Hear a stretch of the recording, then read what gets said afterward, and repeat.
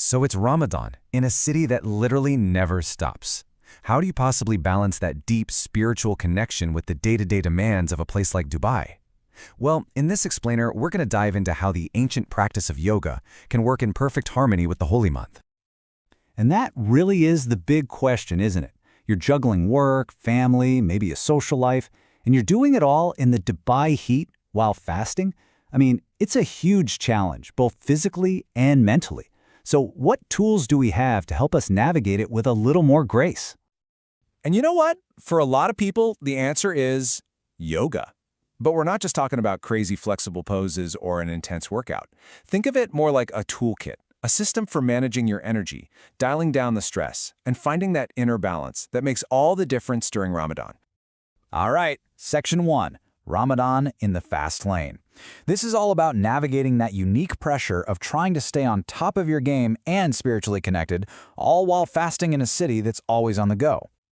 Okay, next up, your morning ritual. You know those quiet hours before dawn? They are pure gold. A really gentle yoga practice right after suhoor can gently wake up your body, help with digestion, and just set a calm, intentional tone for the whole day ahead. So let's break down what's on the screen here. Each of these poses has a very specific job to do. You've got child's pose to just melt away any tension in your back.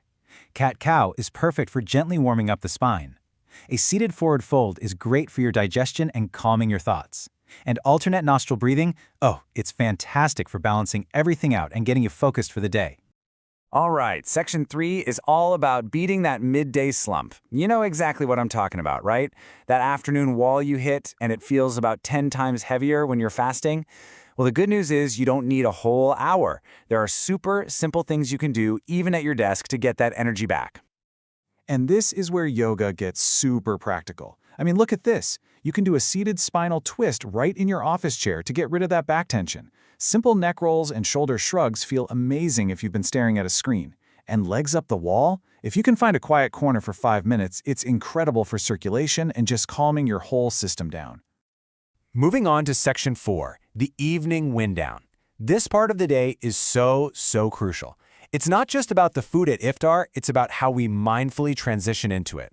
Then, the focus shifts to good digestion and getting your body ready for a really restful night's sleep. Okay, so before iftar, it's all about prepping your body. Those gentle twists, they're like a little wake-up call for your digestive system. A modified forward fold can really quiet the mind, but just be super careful. Come up slowly so you don't get dizzy. And diaphragmatic breathing, or belly breathing, is the key to just relaxing and getting your stomach ready for that first beautiful date. Now, after iftar and prayers, the game changes a bit. The goal is digestion and pure relaxation. Bridge pose is amazing for digestion and feels great on your lower back. Butterfly pose helps release all that tension we hold in our hips. And then, the grand finale, Savasana, or corpse pose. This is where you just let your body absorb all the benefits and set yourself up for deep, restorative sleep. All right, our final section, mind, spirit, and safety. So we've talked a lot about the poses, the asanas, but yoga is so much more than just the physical stuff.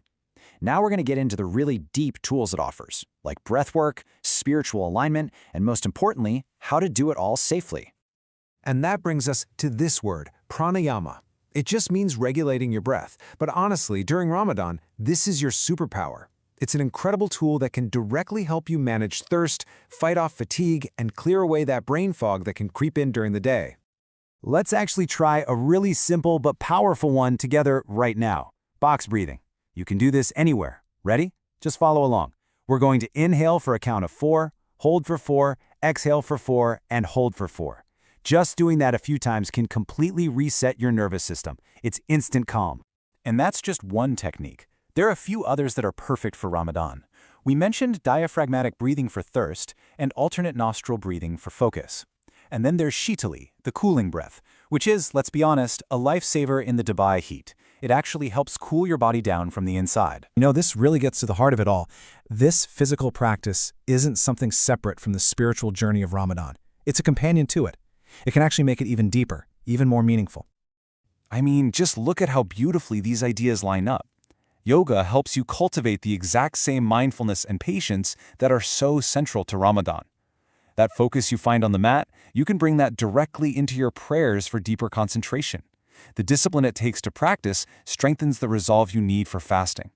Even physical poses that open the heart can be a beautiful symbol of surrender and compassion. Okay, let's talk about something that is absolutely non-negotiable: safety.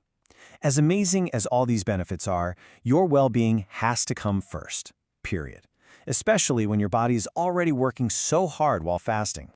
So what does that mean in practice? Well, number one, you have to listen to your body. If you feel dizzy or weak, stop and modify. Hydration? Absolutely non-negotiable.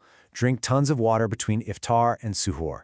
And please, this is not the time for hot yoga or intense power yoga. Just don't do it. Practice somewhere cool and always prioritize rest. And after all this, I want you to remember one really important thing. The goal isn't to do the perfect pose or have some flawless routine every single day. That's not what it's about. It's simply about finding balance. That sweet spot between effort and ease, between movement and stillness, the physical and the spiritual. So as we wrap this up, the question really comes back to you. Now that you have some of these ideas and tools, how will you find your balance this Ramadan? What's one small thing you could bring into your day to support your body, mind, and spirit on this incredible journey?